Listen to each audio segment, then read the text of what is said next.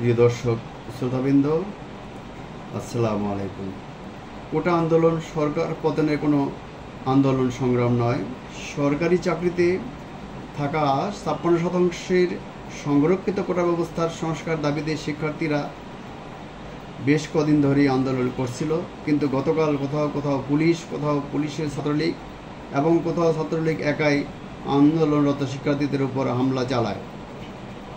ফলে ঢাকা সহ সারা দেশে বিক্ষুব্ধ শিক্ষার্থীরা রাস্তায় নেমে আসে। হামলার মুখে শিক্ষার্থীরা গতকাল পিছু হটলেও আজ পূর্ণ শক্তি নিয়ে রাজপথে মিছিল সমাবেশ করেছে। আজ সংঘাত হয়েছে। পাবলিক বিশ্ববিদ্যালয় শিক্ষার্থীদের সঙ্গে একাত্মতা ঘোষণা করে মাঠে নেমেছে বেসরকারি বিশ্ববিদ্যালয় ও স্কুল কলেজের ছাত্রছাত্রীরা।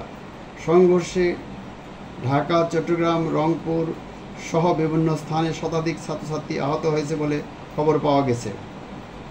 আজ সন্ধ্যায় সামাজিক যোগাযোগ মাধ্যমে রংপুরে শহীদ নামে একজনের মৃত্যুর খবরও পাওয়া গেছে। সরকারের উচ্চ পর্যায়ের অবহেলা, বিতর্কিত কথাবার্তা এবং পুলিশ ছাত্রলীগের সশস্ত্র হামলার কারণে একটি অহিংস আন্দোলন সহিংসতার পথে এগুচ্ছে। সরকার অতীতে নিরাপদ সড়ক আন্দোলন, কোটা আন্দোলন, এমনকি বিরোধী দলীয় আন্দোলনও হামলা মামলার মাধ্যমে দমন করেছে। এখনও সরকার সেই পথেই সমাধান খুঁজছে, অথচ আলাপ আলোচনার মাধ্যমে খুব সহজেই এর সমাধান করা যেত বলে অভিজ্ঞ মহল মনে করেন। কোনো মহল সরকারকে বেকায়দায় ফেলার জন্য উস্কে দিচ্ছে কিনা সেই সন্দেহ অনেকে করছেন। অবশ্য সরকারের একটা ভয়, তা হলো একটি সাধারণ আন্দোলনকেও তারা সরকার পতনের ষড়যন্ত্র হিসাবে দেখে থাকে। ফলে তারা মুক্তিযুদ্ধ বিরোধী তকমা দিতে চায় যে কোনো আন্দোলনের গায়ে।